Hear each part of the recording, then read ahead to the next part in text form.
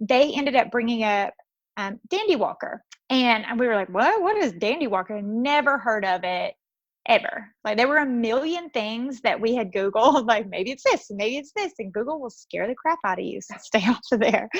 But there was a million things we Googled and none of them were Dandy Walker. This is the Special Needs Mama in Business podcast. My mission is to empower you to advocate for your special needs child from a place of hope. I do that by sharing stories of other families that have been on this road before you, discussing alternative therapies, and talking about how you can have the time and money you need to care for your child by owning a business. Are you ready? Let's do this. Welcome to this episode of Special Needs Mama in Business podcast.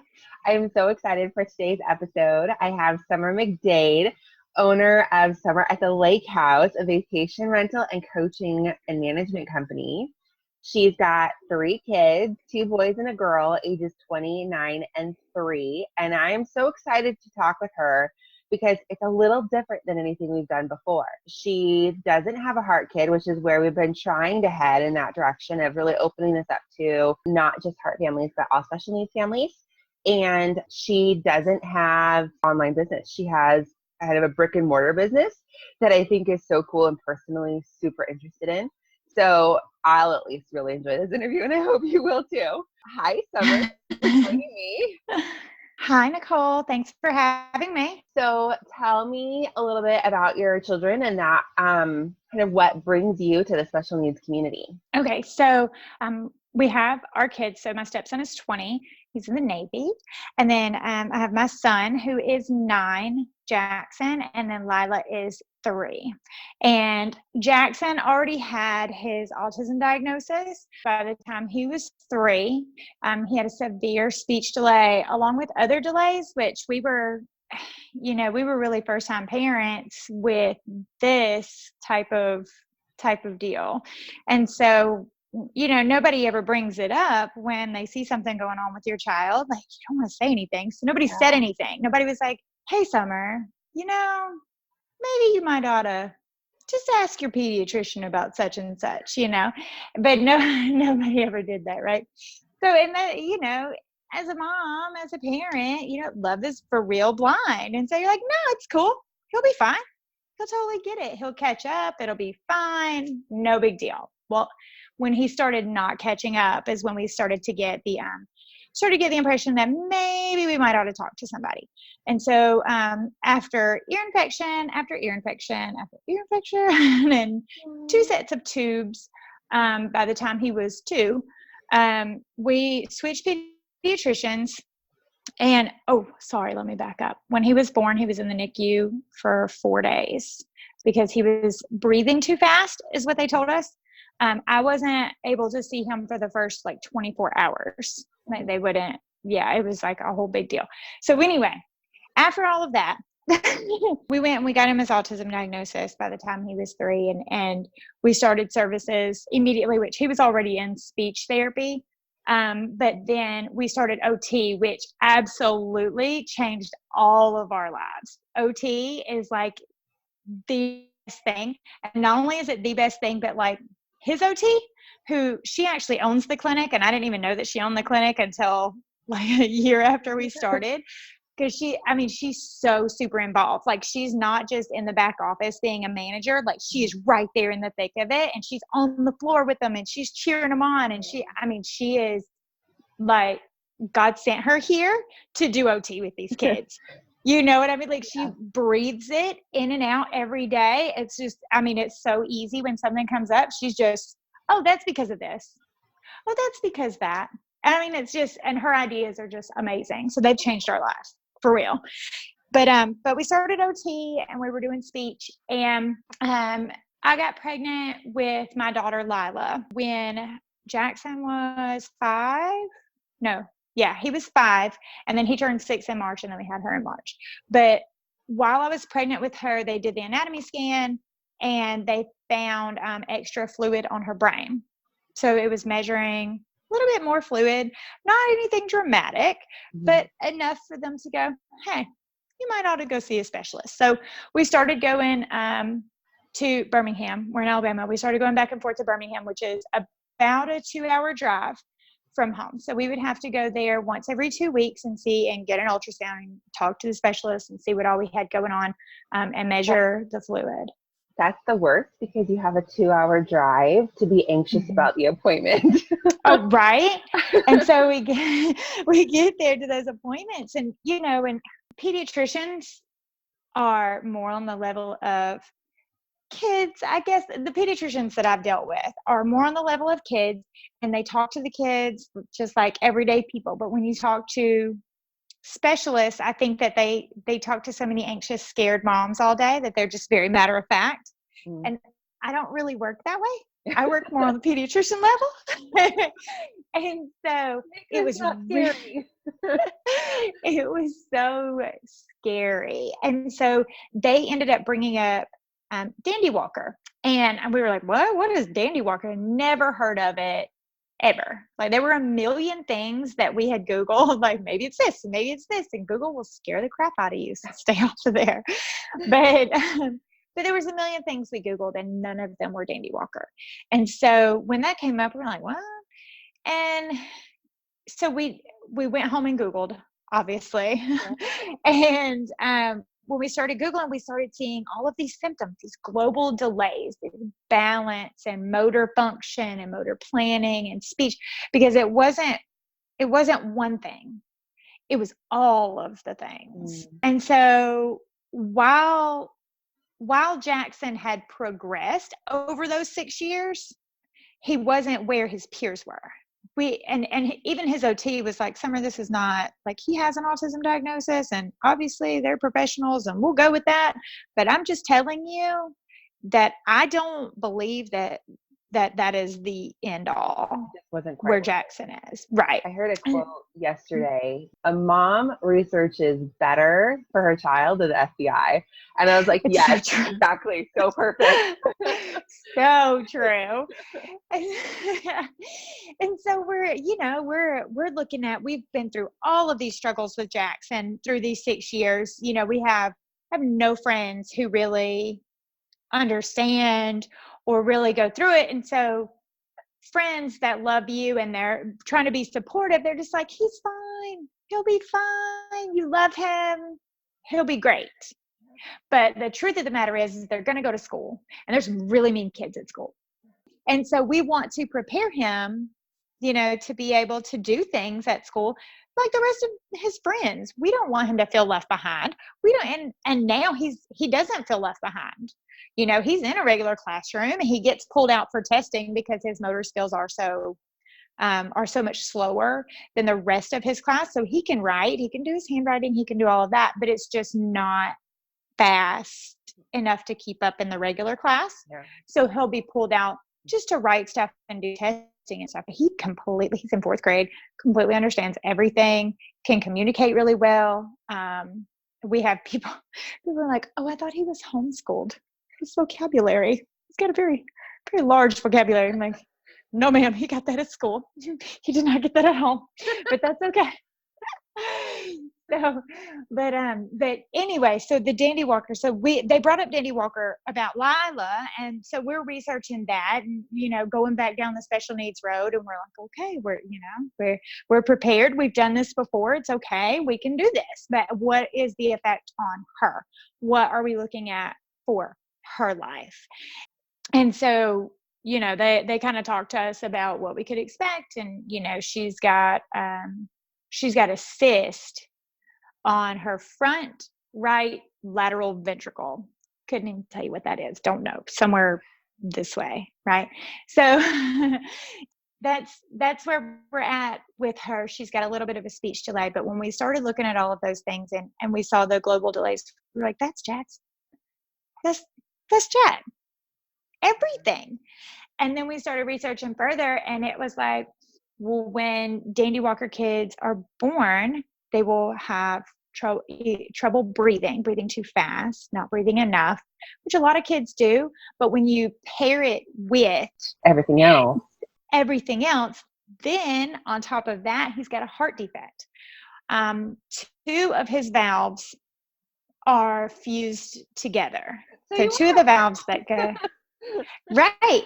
And so we go to the cardiologist, and he is fantastic. I mean, phenomenal. We have been so super blessed with the specialists that we've had and the pediatricians that we have had. Like, I know that that's not everybody's experience, so we are so grateful. But we went, and he's like, nope, he should be good to go. The blood flow looks great. It's just going through one place instead of two.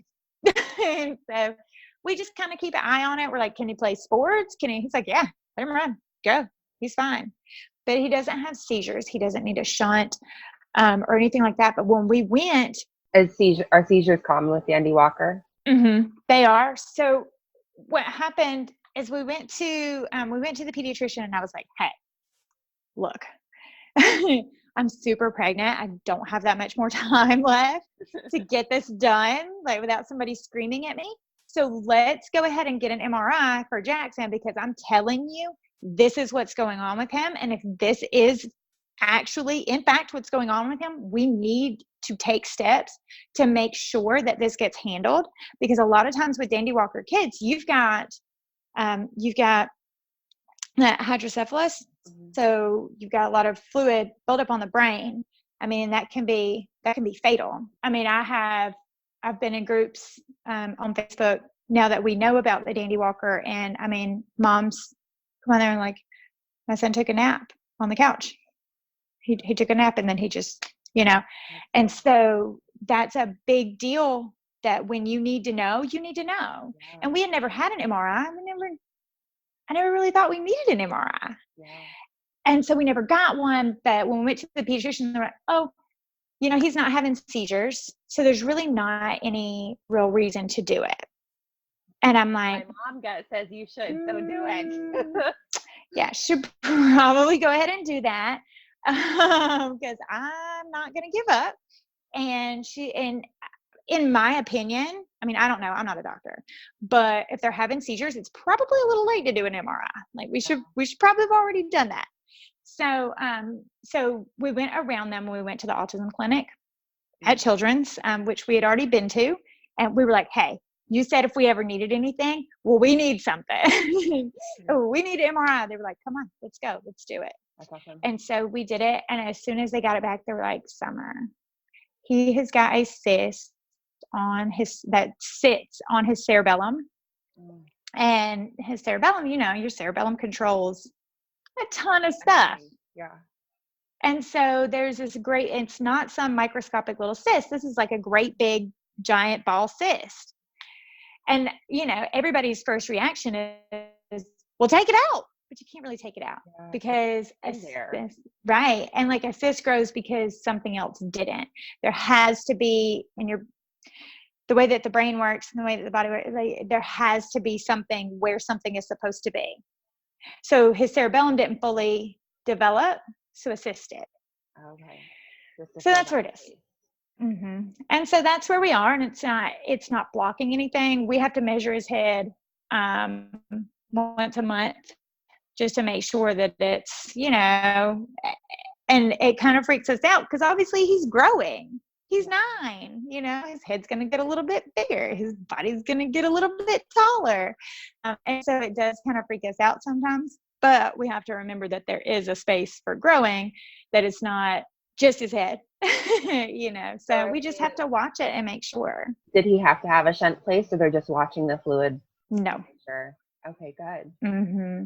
We just watch it, because if that cyst grows, because of where it's at, it can block the fluid from going up and down his spine. And so if that gets blocked and it all gets trapped in his brain, then he'll have to have a shunt. Yeah. And which I don't know, shunts, you have to have those replaced every now and again. They're not forever. Right. And it's very, very expensive. It's kind of because it comes from the heart world. It feels like a lot of people think that when you get a heart transplant, you're done, it's fixed. But it's the same thing. Heart transplants don't last forever. It's every 10, 15 years you have to get a new one. So it sounds like shunts are kind of the same thing, that it's not a permanent fix where it fixes you for now. You're good for now and you can breathe easy for a little bit. But even with shunts, there's risk of infection and all those things. So it's so good that you're not in that place. What about Lila? Has she needed one? Is she doing okay? No, so we measured her head as well. They both see a neurologist, the same neurologist, who she's awesome too. But no, she's got the tiniest little microscopic little cyst. Like, you honestly, you would never know. Now she goes to speech therapy. Mm-hmm. She does get speech just because she was behind a little bit, but her sounds, her articulation, and all of that has really caught up, especially over this past summer. She's right there with her peers now. So she's still getting speech just because we like to go. She hasn't been as symptomatic as your son is. No. So it's almost like her diagnosis actually helped him get a diagnosis. Mm-hmm. And that was really the only reason she really, that was the only reason that she needed a diagnosis. Mm-hmm. Yeah. I mean, we thought we were done having kids. You know, and then she comes along and we're like, okay, guess not. And we, you know, that's the way God works, though. What a blessing in all of that, to like, that you don't have both of them as delayed, but that she was able to help you guys like find the diagnosis.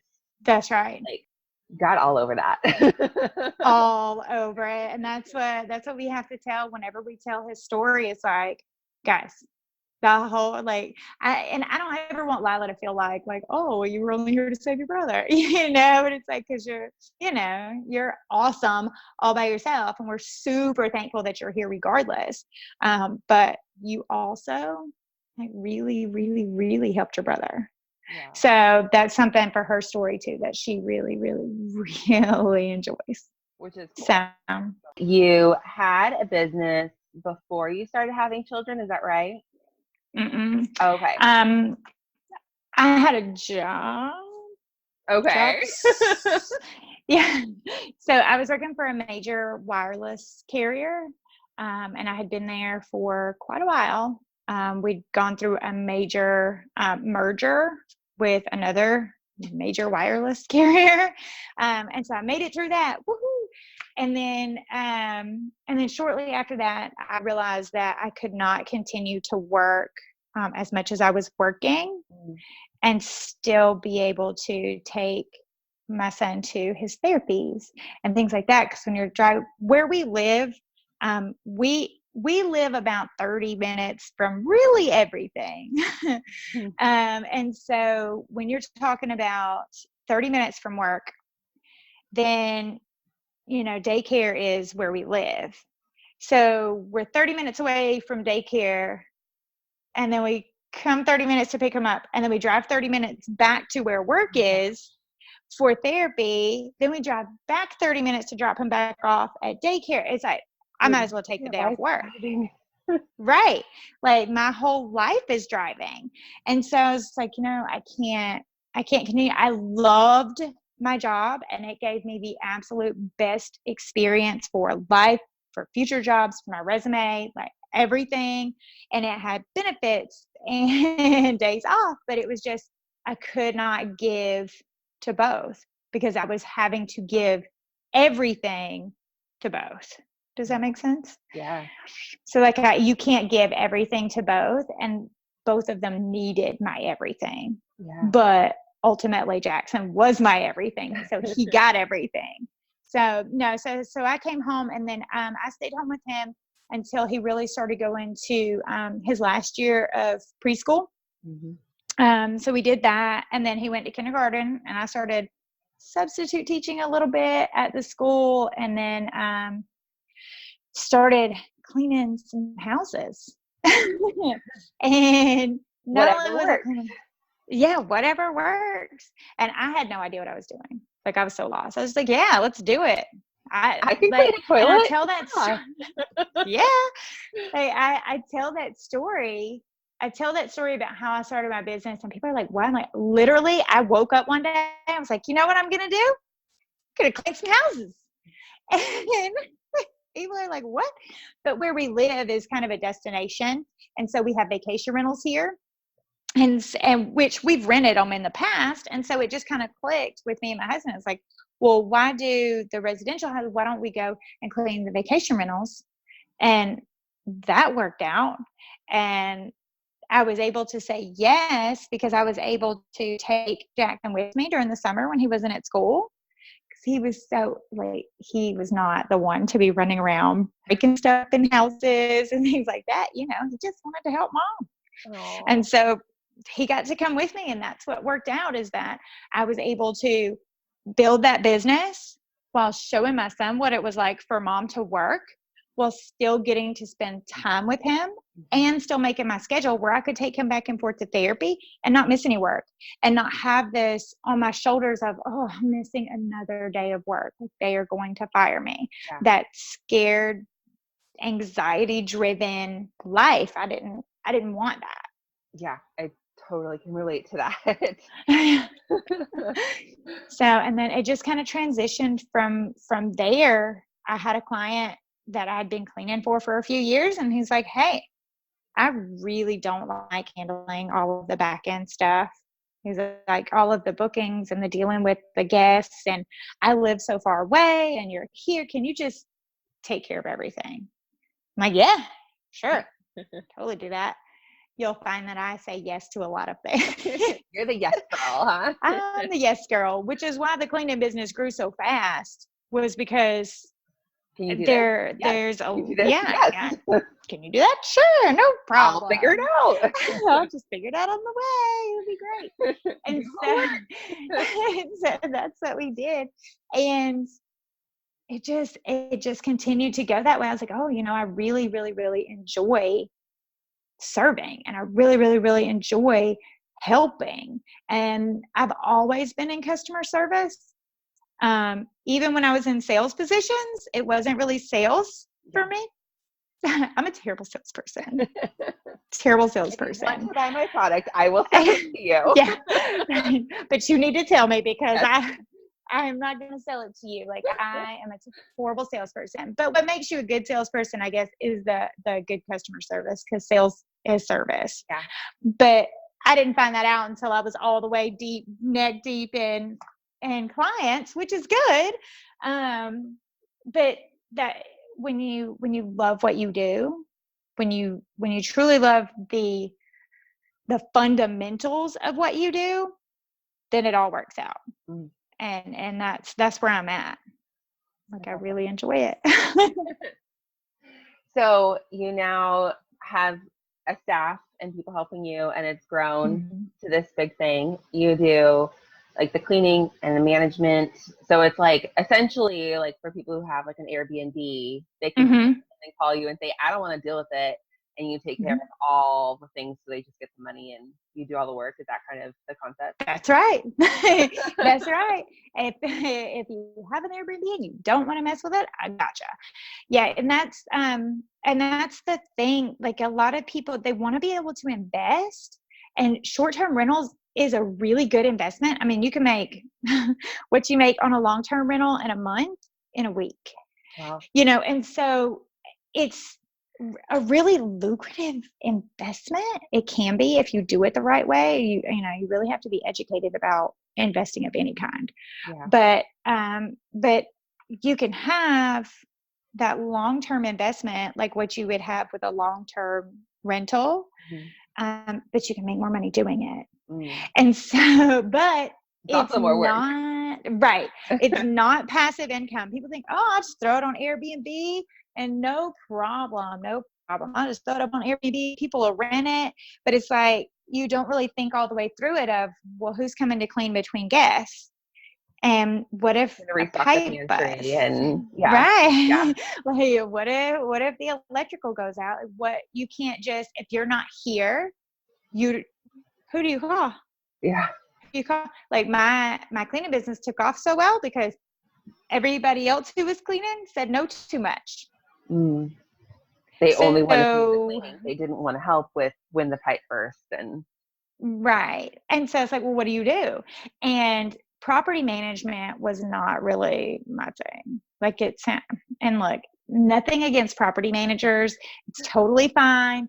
But when I think property management, I think like office paperwork, lots and lots of really boring stuff. Trying to get people to pay their rent. And second Yeah. tenants. Yeah. Applications. But that's not me. It's not me. And I was not going to live my life that way. Yeah. So basically what I did is I did it as what I do is basically a hybrid of property management and hospitality, because I involve the owners, Mm-hmm. but I still handle everything. Mm-hmm. And so it's unique in the way that I handle things because I also do so much more than what a normal property manager would do. They just have different goals. Property management is great for long-term rentals, and you can have a property manager for a short-term rental, but the goals need to be different. And The each goals person need to knows what be they're for doing short-term. Mm-hmm. for vacation rentals because it's Yeah, a different world. absolutely. Absolutely. Do I remember correctly? You said that you train other people to do what you're doing. That's right. Okay, tell me So about that a little bit. yeah, like I cannot be everywhere, What? but I get right. I know, but I can teach other people how to either, if they want to run their own rental, but they're just like, I have no idea where to start. I'm completely clueless. How do I get people in the door? How do I not discount and still be able to book my calendar? How do I make the most money, off of my rental? And it's like, I got you, boo. I've been doing this for long enough. I've got you. I can tell you how to do it. And so basically, I handhold people from Miami, Canada, Washington, Oregon. I mean, we're able to walk step by step. We're able to do a Zoom call and once a week and just say, look, this is what I'm dealing with. What do I do next? What do I need to do to hire a cleaner here locally? What do I need to look for? What do I need to pay? And it's because I think what people find out when they start running their own business, and running a short-term rental is running a business. I mean, it is a business all in itself because you're running it. You've got cleaners and plumbers and electricians, and I mean, it's a thing. And so people get into it and they're like, okay, I bought this. It's a great investment, but how do I make it work? It's got to work. And so I just handhold them all the way through and tell them what they need to be doing. It is I wish that I would have had a me to do that for me. And maybe it wouldn't have taken me, this long to really perfect it. But that's the thing. We're able to sidestep any kind of mistakes or trip ups or any kind of thing that I was like, oh man, I shouldn't have done it that way. I can tell people, hey, you probably shouldn't do it that way. I know because I did it. And it doesn't work that way. You have to go the other way around to really make it work. So it's like a shortcut, but it's not. Yeah. And when you start running a business, you're like, yeah, I'm going to run my own business. Nobody's telling me what to do. But like, that's the thing. Nobody's telling you what to do. Nobody's telling you what to do. You don't, and it gets kind of lonely running your own business. A lot of people don't really understand what you do because they're not your coworkers. It's different when you work with coworkers, but there's not really anybody to really reach out to locally because they're all your competition. And so nobody wants to help you. Yeah. So, so having somebody to tell you what to do, having a coach there to be your cheerleader and to be your sounding board and to be your business partner without being your business partner is priceless. So I'm sure you feel like you get a lot of value out of it too, just that that your service creates, because you feel like you're not alone in it. Even though you're the coach at the top, you're still like, you have this community now that's developed. Absolutely. What you're doing. That's awesome. So absolutely, got some mamas listening who are thinking, I know how to clean toilet. I could maybe do this. I could maybe clean rentals, or maybe even we've got a little extra money that we could invest in a vacation rental. Where can they find you to find out more about your coaching? So we are on Instagram. We're at Summer at the Lake House. Where I pack my stories every day with super, super value. Anything that you want to know, you'll find it in my Instagram story. But you can also go to the website. So it's www.summeratthelakehouse.com. And just go there. We've got Work With Me. We've got some resources on there. There's a free guide that you can download. That's just a basic guide on how we use social media to really market the single property short-term rentals, because social media is it's where everybody is. Yeah. It's free. Yeah. It is free, and I don't understand why everybody's not on there going, hey, I've got an Airbnb for rent, and it's over here at the lake, and I'm renting it out, and here's my link, and it's $500 a night. Come on, Yeah. I don't understand it. It's free, and you need to be shouting it from the rooftops that you have a business. And so that's what I help people with. This was such a fun episode. I already have the idea generator turning for another business idea. Don't tell my husband. If you want to check out links for more information about Dandy Walker, Summer's coaching programs, Summer at the Lake, be sure to check out show notes at momsofheart.com/011. Thank you so much for spending your time with me today. If you enjoyed this podcast, be sure to subscribe to get notified when new episodes are up. I try and post new ones on Tuesdays and Fridays. If you've been listening for a while, would you take a moment and head over to momsofheart.com/review and leave a rating and review? It's hard to find the right spot sometimes, so I have the links right there easy for you. This helps other moms who would appreciate this podcast find it. Thanks so much. I really, really appreciate you listening and taking the time to join me today.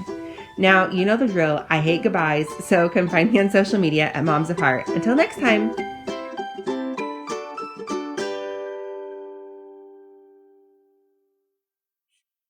Does your little warrior have a great artistic ability? Let's show off that artwork. If you hadn't noticed, the thumbnail for this podcast is just a weird picture of me. I want that thumbnail to represent this community in a really powerful way. So we're hosting the first annual art contest. Details can be found at momsofheart.com/art contest. There's a link in the show notes. But this year's theme is what makes you special. Everyone has a unique gift and perspective that they bring to the world. And I want to know what frames that perspective for your little warrior. Is it their diagnosis? Are they really great at painting or have a love for horses? What makes your little warrior special from their perspective? Entries are accepted from any child under the age of 18 diagnosed with a chronic illness. See momsofheart.com/art contest for more details and contest rules.